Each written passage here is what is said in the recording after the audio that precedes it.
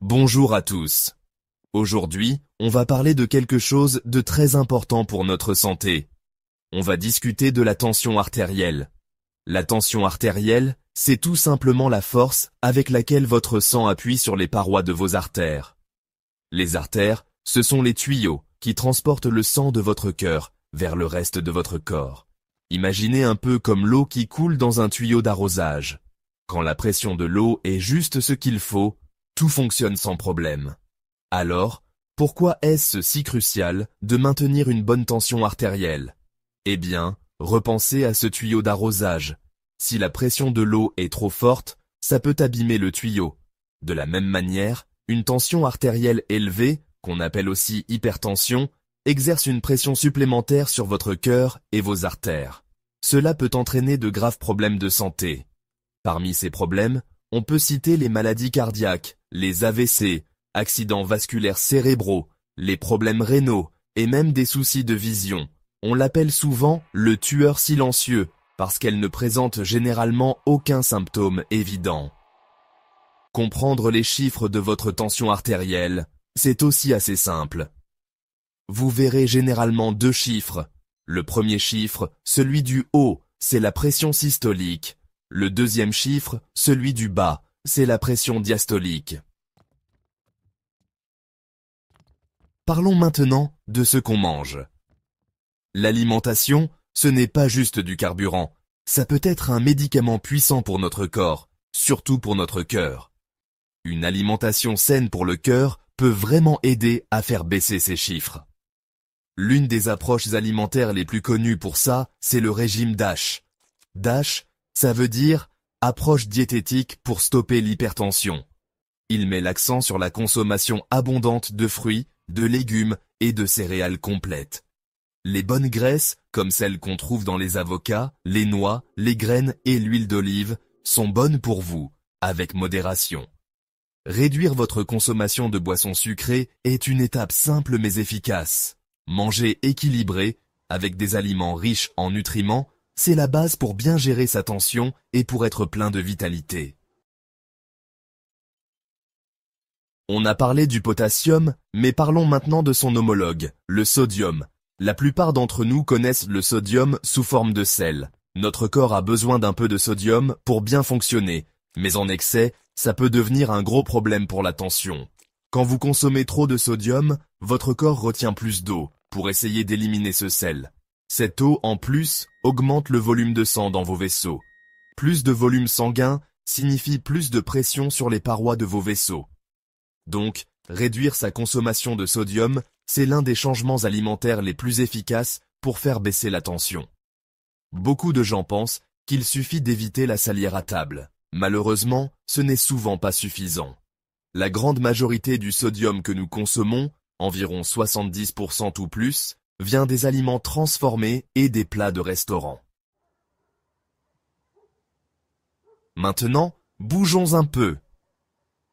Faire de l'exercice régulièrement, c'est un moyen fantastique de faire baisser naturellement sa tension. Votre cœur est un muscle, et comme tous les muscles, il devient plus fort et plus efficace avec l'exercice. Quand votre cœur est plus fort, il peut pomper plus de sang avec moins d'efforts. Si votre cœur a moins besoin de forcer pour pomper, la pression sur vos artères diminue. Et ça fait baisser votre tension artérielle. L'exercice aide aussi à gérer son poids, réduit le stress et améliore la santé cardiovasculaire en général, ce qui est excellent pour contrôler la tension. Pas besoin de devenir marathonien ou de passer des heures à la salle de sport tous les jours pour voir des résultats. La régularité, c'est plus important que l'intensité, surtout quand on commence. Essayez de faire au moins 150 minutes d'exercice d'aérobie d'intensité modérée par semaine. La vie peut être stressante, on ne va pas se le cacher. On fait tous face à des pressions au travail, en famille et avec les responsabilités du quotidien. Si des petits coups de stress sont normaux, le stress chronique, lui, peut vraiment nuire à votre santé, y compris à votre tension. Quand vous êtes stressé, votre corps libère des hormones de stress, comme l'adrénaline et le cortisol. Ces hormones peuvent en faire battre votre cœur plus vite et rétrécir vos vaisseaux sanguins, ce qui augmente temporairement votre tension. Si vous êtes constamment stressé, votre corps reste dans cet état d'alerte, ce qui peut entraîner une tension élevée de façon persistante avec le temps. Apprendre à gérer son stress est donc crucial. Il existe plein de techniques efficaces pour aider à réduire le stress et favoriser la détente. On sous-estime souvent l'importance d'une bonne nuit de sommeil, mais elle joue un rôle vital pour notre santé en général, y compris pour notre tension. Pendant le sommeil, notre corps travaille à se réparer et à se régénérer. Notre rythme cardiaque et notre tension artérielle baissent naturellement quand on dort. Si vous ne dormez pas assez, ou si votre sommeil n'est pas de bonne qualité, votre corps ne profite pas de cette période importante de repos et de récupération. Le manque de sommeil chronique peut perturber les fonctions normales du corps, contribuer au stress et entraîner des déséquilibres hormonaux, tout ça pouvant affecter négativement votre tension. Dormir régulièrement moins de 6 heures par nuit a été associé à un risque accru d'hypertension. Alors, de combien d'heures de sommeil avons-nous vraiment besoin?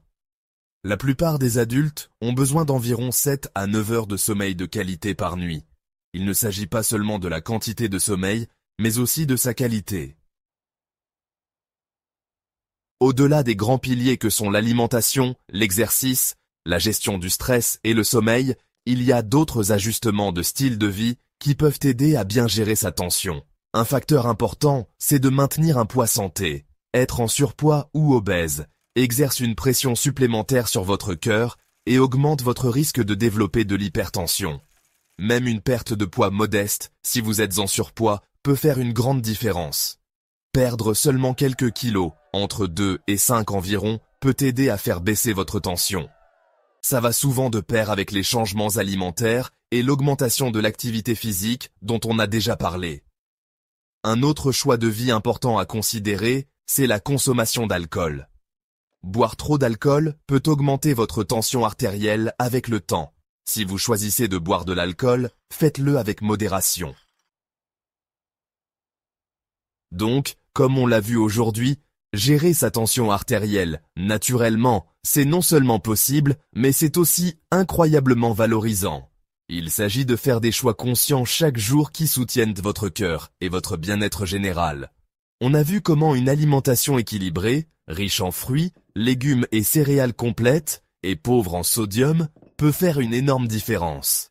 L'activité physique régulière est un autre pilier de la gestion naturelle de la tension. Faire bouger son corps, que ce soit par la marche rapide, le vélo, la natation ou toute activité que vous aimez, renforce votre cœur et l'aide à travailler plus efficacement. De même, apprendre à gérer efficacement son stress grâce à des techniques comme la pleine conscience, la respiration profonde ou la pratique de loisirs agréables peut prévenir les effets néfastes du stress chronique sur votre tension. Et n'oublions pas le pouvoir réparateur d'un sommeil de bonne qualité, en visant ces 7 à 9 heures chaque nuit.